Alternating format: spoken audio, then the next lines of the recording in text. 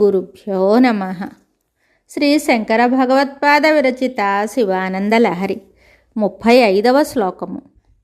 పరమశివుని గుణములు అన్నింటినీ చెప్పి ఆయన గుణములు అన్నీ తనకు తెలిసాయని, ఇంకా తెలుసుకోవలసింది ఏమీ లేదని, శివుడు తనకు అత్యంత ఆప్తుడు అని, హృదయంలో శివుని స్మరిస్తానని శంకరులు ఈ శ్లోకంలో చెప్పారు. యోగక్షేమధురంధరస్య సకల శ్రేయః ప్రదోద్యోగినో దృష్టాదృష్టమతోపదేశకృతినో బాహ్యంతరవ్యాపినః సర్వజ్ఞస్య దయాకరస్య భవతః కిం వేదితవ్యం మయా శంభో త్వం పరమాంతరంగ ఇతి మే చిత్తే స్మరామ్యన్వహం. ఈ శ్లోకమునకు భావము: శివ, ప్రజల యోగక్షేమ భారమును వహించుట, వారికి సకల శ్రేయస్సులను ఇచ్చుట, ఐహికాముష్మిక సాధనములైన ఉపాయములను ఉపదేశించడం, ఎక్కడ చూసినా నీవయి నిండి ఉండడం, సర్వజ్ఞత్వము, దయతో చూచుట అన్నవి అన్నీయూ నీ గుణములు కదా. ఓ పరమేశ్వర, మహాదేవ, మహానుభావ, ఇంక నేను నీ గురించి ఏమి తెలుసుకోవాలి? నీవే నాకు పరమ ఆప్తుడవు అని అన్ని వేళల్లో నేను నిన్నే స్మరిస్తాను. అది నాకు శ్రేయస్సును ఇచ్చునుగాక. శంకర భగవత్పాదులు ఈశ్వరునితో ఇలా చెప్పుకున్నారు: ఓ శంభో, నీవు యోగక్షేమ దురంధరుడవు, అంటే ప్రజల యోగక్షేమాలను నీవే చూస్తావు. యోగక్షేమం వహామ్యహం అని గీతలో కృష్ణుడు కూడా చెప్పాడు కదా.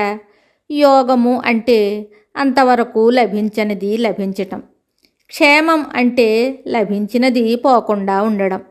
అందరి యోగక్షేమముల భారాన్ని నీవే సర్వకాలాల్లో భరిస్తావు. అంతేకాదు, సకల శ్రేయస్సులను సర్వులకు ఇచ్చే ప్రయత్నంలో ఉంటావు. సకల శ్రేయ ప్రదోద్యోగము నీ లక్షణము. శ్రేయస్సు అంటే పరమార్థ సంబంధమైన మేలు అని అర్థం. అదే భౌతికమైన మేలును ప్రేయస్సు అంటారు. అటువంటి శ్రేయస్సులు సృష్టిలో ఎన్ని ఉన్నాయో వాటినన్నింటినీ, అనగా శ్రేయో మార్గాలను అన్నింటినీ మాకు ప్రసాదించే ఉద్యోగం నీది. అలాగే ఈశ్వర, నీవు దృష్టాదృష్టమతోపదేశ కృతివి, అంటే కనబడే ఇహలోక సంబంధమైనవి పరలోక సంబంధమైనవి అయిన ఉపాయములను ఉపదేశించడంలో నేర్పు కలవాడవు.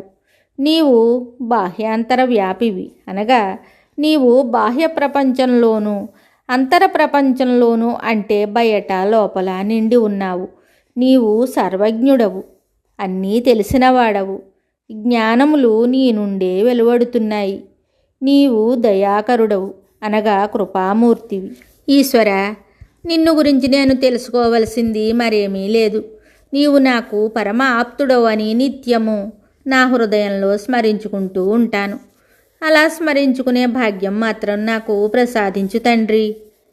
ఈశ్వర సర్వభూతానాం హృదయసర్జన తిష్టతి అని గీత చెప్తోంది. అనగా ఈశ్వరుడు సర్వప్రాణుల హృదయాల్లోనూ ఉంటాడని దాని అర్థం. అందుకే శివస్మరణ సర్వశుభదాయకం. శృతి స్మృతి మమైవాజ్ఞే, అనగా స్మృతుల ద్వారా శ్రేయస్కరములైన ధర్మాలను భగవంతుడు ఉపదేశిస్తాడట. యో రుద్రో భువన వివేశ తస్మై రుద్రాయ నమోస్తు అని నమ్మకం చెబుతోంది. అంటే ఈశ్వరుడు సర్వవ్యాపి, అటువంటి రుద్రుడికి నమస్కారం అని దాని భావం. ఈ విధంగా ఈ శ్లోకంలో శృతి స్మృతులలో పరమేశ్వరుని గురించి చెప్పిన విషయాలు ప్రతిఫలించాయి. మరి ఒక శ్లోకంతో మళ్ళీ కలుద్దాం. శుభం.